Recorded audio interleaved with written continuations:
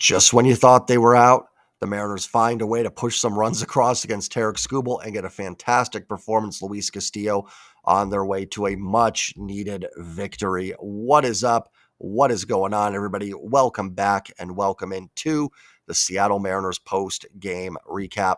Mariners do salvage the final game of this 3-game series with a 3-2 win over the Tigers to improve to 3-4 on the season and finish their first homestand 3-4. Now they will have a day off and get to the road for just a short series in San Francisco. Before I go any further, as always, do me a favor, smash the like button. Helps out the channel tremendously. Don't forget to comment your thoughts on the team and the game down below. And if you're new here or lurking, please hit that subscribe button. I'm on the road to 5,000 subs. I do want to give a shout out to my channel members. If you'd like to become a channel member, click the join button. Sunday will be the first members live stream.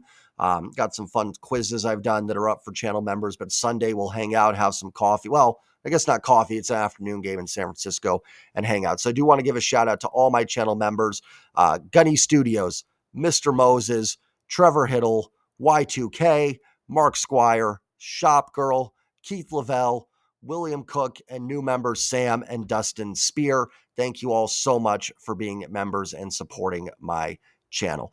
Mariners get a huge win today, 3-2. There's not, but doesn't it feel like a big difference between 2-5 and 3-4? Not that 3-4 is good, not where we wanted this team to be. But this one felt good. They did a nice job against Tarek Skubal. I mean, better than I think any of us expected to get 3 runs against him in 5 2/3. And with some extra base hits too. It wasn't just bloops, right? Robles had the double. Randy hits the double. Dylan Moore with the home run. So some pretty good at-bats against Skubal. And how about Luis Castillo today with those 7 strong innings? Absolutely needed. That's kind of, an ace can be 2 things, right? It can be just your straight up best pitcher, which I don't think Castillo is their best pitcher anymore, but to just have that outing when the team needs you, right? Like to be that guy that goes, enough, we're not losing anymore. I'm putting the team on my back. I'm dominating today and we're getting the W. And I thought Castillo, that kind of bulldog mentality. And I thought Luis Castillo had that today. And really just a nice win. I think that was actually their best win this season. Going up against Skubal, a team that's giving you fits. I'm not going to say backs against the wall, game 7 in the regular season, but you lose that one, you get swept. How many times do I say it? The food doesn't taste as good on that off day. That plane flight to San Francisco would be very quiet. Now at least there's a little bit of, okay, was the homestand what we wanted? Of course not. Of course not. You would have loved to beat the A's in that series. And of course, the A's looked terrible against the Cubs in the next series. And you'd like to beat the Tigers 2 out of 3, or, probably. It's a series at home. The Tigers are a playoff team, but you'd like to probably win 2 there. You didn't expect to probably win this game, but that's the one you do win. Baseball, it's weird. But you can at least go and going, hey, 3-4, not great, but we're a series win away from being 500. Who knows? Maybe you catch lightning in a bottle, go into San Francisco and sweep, and you're over 500 heading back home for a series against Houston and Texas. So everything's right there for you still. Again, does 2-5 change that completely? No. But now you need a sweep just to get back to 500. It's just little things. It's little things in there, and this doesn't mean the Mariners are destined for the playoffs or the World Series, nor did a loss mean that they weren't going, but nice to win one. Just nice to have the team win a ball game, and one where they led wire to wire. They took the lead early on with the Robles double, didn't look back. That's the first time this year. Game 1, they had to come back in the 8th inning and win. The game against the A's on Sunday, they're down 1-0 late, and Julio hits the home run. So this is the first game where they really got out to a lead and held on to that lead. So let's go ahead and dive into the box score. Luis Castillo, fantastic. 7 innings, 5 hits, 2 runs, both earned, 2 walks, 5 strikeouts. That first inning, Green gets the double that just kind of falls into fair territory. We've seen that happen, especially against the Tigers, where that seems to spiral an inning, those 1-out doubles. And Green's a fantastic hitter. He doesn't need those to be dropping in, hitting the chalk line, but it did. And, we've seen the Mariners give up runs in the first inning. That Hancock got tagged for 6. I think Logan was at 1 or 2. I think it might have been 2 yesterday. It could be, maybe it's just 1 yesterday. But you get down before he had that bat, it's a frustrating feeling. So I thought that was a great way for Castillo to start, to strand the runner at second, get the guys back in the dugout. Hey, 0-0. We're starting with a clean slate in this game. And even when he ran into trouble there in was it the fifth? The top of the fifth when he gave up the 2 runs, does give up the home run. I mean, that's just a Castillo staple. There's going to be a home run he gives up every start. Nothing you can do about it. But then, first and third one out with Riley Green up, gets him to ground out. Only the 1 run scored. That could have been an inning that got out of hand. Detroit was down 3-0. They could have easily tied it or taken the lead there, taken back that momentum. But Castillo did a great job only allowing that 1 run, in that situation, not including the home run. And then to go 7 innings, right, and shorten it up for the bullpen. It's a bullpen I've talked about many times, but while they've pitched pretty well, there's some question marks without Brash and Taylor. So getting that 7 strong innings, knowing you have Munoz in the 9th. Now we'll talk about Munoz. He was not great today by any means. And then turning it over just one of your setup men to get it done. Great outing by Luis Castillo. Fantastic. Needed it too. That's what you want your veterans to do in spots like that. So kudos to Castillo. Gabe Speire's back. I talked about after one game being fairly confident that Jorge Polanco's bat was back. Wasn't talking necessarily about fielding, but just the bat. I am confident Gabe Speier is back. He looks outstanding. I've said it before, the velocity is back up. He throws a shutout inning with a strikeout. And nice to see Dan going with Gabe Speier and not Trent Thornton. Now, in that 8th inning, I think you did have 2 lefties. Duop Ibanez ended up pinch hitting. But still, right? And in the other game in the 8th inning, it was Thornton versus Butler and Thornton versus Seth Brown and Thornton versus J.J. Bleday. So Dan went to him against lefty Soderstrom in the first game. Good to see him going with Gabe Speier. I think Speire's a better pitcher. Again, I want to be clear. I do not think Trent Thornton is bad. I just don't think he should be your number 1 behind Munoz. It's a tough spot right now for Dan without Matt Brash and without Troy Taylor. But Gregory Santos looks fantastic. Gabe Speier, like I said, he looks all-star level to me so far. I'm jumping ahead, but he looks like a setup guy that can make the all-star team. So you've got guys I think are just a little bit better than Trent Thornton. Great seeing Gabe Speier in that 8th inning, and it paid off. With a quick, clean inning for Speier. Munoz in the 9th. Gets the shutout, gets the save. Gives up a hit, 2 walks, 2 strikeouts. Walks the first 2 batters, and listen, we've seen so many games against the Tigers. Here we go, right? They're going to blow this here in the 9th. But then let me pull up the names and everything in the box score here. Let me just have it up and ready to go. So he started out, he walked, let's pull up the 9th inning here.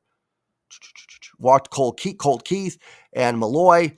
Got Trey Sweeney to strike out. Dylan Dingler pinched hit for Jake Rogers. He had a base hit, but then he gets Javi Baez on the ground out here, and then McKinstry striking out. So we've seen that before from Munoz, where it comes out and just doesn't have it right away, but finds it as the game goes along. Here's a beautiful thing about Andres Munoz. His stuff is so good that he can work himself into those jams and still work his way out, even if he's not finding the strike zone all the time, because the stuff is so good. Would like to see Munoz finding the strike zone a little bit more. I think he's now at like 4 walks already in the year in 3 innings pitched. I could be wrong on that, but I don't think I am. That's got to come down. He's not going to walk a batter, per 9. He's not going to walk 1 batter per inning, I don't think. But I said 1 per 9. That would be great. That'll normalize a little bit, but the command control is got to be better. Like I said, he doesn't have to be in the zone. The stuff is so filthy. He can throw it outside and get swings and misses, but it's got to be good placement on balls that aren't in the zone. It can't be so wild that the hitters just know to lay off of it. So I'm not worried about Munoz. Even last year, you look at his Savant page, his base on ball percentage was, I think, very much in the blue. It was the one thing that he wasn't absolutely fantastic at. It's just probably going to be something. He's going to have those moments. But it's kind of like Matt Brash isn't much different. We're all begging for Brash to get back. He's kind of the same way. They can get wild, not knowing where it's going sometimes, but the stuff is just so darn good that if you can just find it a little bit, you're going to miss bats. These are guys who are just, you don't have to worry too much about too many balls in play. They're going to find it and they're going to get the strikeout. So, and I always give credit to guys when maybe they don't have their best stuff. I don't know. Maybe Munoz might tell you he did and just struggled, and they find a way to get it done. Munoz is not every save is going to be clean, right? That's baseball. That's just how it is. There are going to be some messy ones. There's going to be some starting pitchers that just don't have it, but have to battle through 5 or 6 innings. So kudos to Munoz for locking it down. Nice job by the pitching staff today. A Tigers offense that has given them a lot of fits over the last couple of years, and they held them in check. Let's look at the offense today against Tarek Skubal. I thought they did a good job. I did. Like, yesterday was frustrating because even though I think Casey Mize is pretty good, there was opportunity to do better, certainly better than one hit. The one against the A's with Beto on the mound, they let him off the hook. They had opportunities. I'm not going to be mad about getting 3 runs off Tarek Skubal. Might have been nice to add one more against the bullpen. Again, not putting this like, oh, here's the Mariners Hall of Fame. Here's this offensive output on April 2nd, 2025. It was, absolute cinema. You know what I mean? Like, what you don't want to miss it. That wasn't the case, but they did a nice job against a pitcher that I thought would probably shut them down for 7 innings with 12 strikeouts and 1 or 2 walks. They worked 3 walks. They only struck out 8 against Skubal, 9 overall. I guess in 5 2/3, that is a decent amount. But again, and hey, like, I will say this about strikeouts. I'd prefer to put the ball in play, but you do at least make the pitch count go up a little bit when you're striking out. That was kind of one of the benefits last year at the Mariners. They'd sometimes chase starters because they work their walks and and get struck out, but at least it's not one pitch pop-ups every time either. So maybe some silver lining there, some of the strikeouts. Victor Robles, 1 for 4 at the 2-run double. Really rooting for Victor Robles, just a fun player to root for. Obviously broke out last year. Want to see him keep that up. I think kind of a forgotten question mark a little bit is Robles this year. We've just kind of assumed like, oh, hey, pencil in Victor Robles in right field, but is he going to be the same guy he was last year? Still hitting the ball hard. That was already his 3rd double of the season. Had some good hard contact, just missed the home run on his first double. Want to see him on the base paths, wreaking some havoc there as well. The overall numbers aren't really there yet, but again, we're talking about 15, 16 at-bats. And I'm going to keep saying that until we get to a month and the numbers start to stabilize a little bit. So good to see that from Robles. I say Robles, but Goldsmith of the broadcast always says Robles, so it's probably Robles. So I do apologize for that. Julio 0 for 3 with a walk. Again, want to see the ball in play, want to see the hits, but Julio doesn't seem to be chasing as much this season. This is certainly a better homestand than he's had in previous years. He's got the home run. I think he's got a triple. He's got a couple base hits, a few walks. So good to see him not chasing as much. This is a better start from Julio. Again, not great. The numbers are kind of odd because the batting average is low, but the OPS is high because of the home run and the triple. But it is good to see not swinging out of the zone as much. He's had a couple rough at-bats, and the K rate is high to start, but he hasn't been chasing quite as much so far. So hopefully that's a good sign for Julio going forward. This is truthfully one of his better starts, honestly. Cal was 1 for 4 with a base hit. Randy had the ringing double, 1 for 4. Randy just continues to hit the ball hard. Not a ton to show for it, at least from the batting average standpoint. But the underlying numbers look great so far for Randy. So I think if he can keep that going, he's going to have a tremendous season. And out of a homestand, from a homestand that wasn't great, I thought Randy was kind of a bright spot a little bit. There weren't a ton, but a couple home runs and a lot of hard hit balls. So good to see from Randy. Mitch Garver was 0 for 4. Donovan Solano's 0 for 3. Want to get those guys going because you need them against lefties. This lineup has potential, I think, to be decent against left-handed pitching. It struggled last year, but having Garver in sort of that platoon role. Solano's a guy that's had a lot of success against lefties. Then you counter that with Julio, Robles, Dylan Moore. It should have some success, but Garver's got to be better. Had some good contact in that first series against the A's. Again, it's got to be tough when you sit and then, oh, by the way, you're going to face Tarek Skubal. That's a tough assignment. But you got to answer the call. So we'll see how he does on Saturday against Robbie Ray, because I imagine Garver will be in there. And he caught today, so nice job on the defensive end, getting Castillo through it. Cal got to DH, which is nice because the day off tomorrow, Cal gets kind of back-to-back days off from catching. Dylan Moore, fantastic game, 1 for 1, 2 runs scored, solo home run, and 2 walks. Dylan Moore's off to a nice start. Good to see the power. And again, anybody hitting a home run off Skubal is impressive. Dylan's had some hits to start the year, but they've kind of been more bloops falling in. So good to see the power and the walks. Talked about that lineup against lefties. Dylan's going to have to be a big part of that. So he's off to a nice start there. as well this season. Good to see Ryan Bliss check in with a hit. Again, off Skubal. I'm a broken record. But guys, I really didn't think they'd do anything against Skubal. So anybody that got a hit is kind of like, hey, nice job. Maybe that's almost more insulting than it is praising, but good to see a hit from Bliss. And then JP was also 1 for 3 with a run scored. Listen, is that the homestand we wanted to start the season? No, we want to see better. This is a team that needs to get some goodwill going after a rough offseason. So it would have been really nice to see 4-3, 5-2 to start this off and get the team rolling a little bit. But it's also just 3-4 is a lot better than 2-5. It just feels that way. It feels better, and it's nice to end it with a win. Do think there are some encouraging signs. There's been some at-bats, at least I thought, in game one of the series and today that were much better. A lot of these guys' numbers, like, listen, Cal is not going to have a 500 OPS. Mitch Garver is not going to have a 237 OPS. On the flip side, Dylan Moore is not going to have a 1.295 OPS, so that's fair too. Bliss isn't going to be 349. JP's not going to be 415. Said this a lot last year, but even if you don't like those guys, they're better than those numbers. So that's going to start to climb up a little bit. We know the pitching.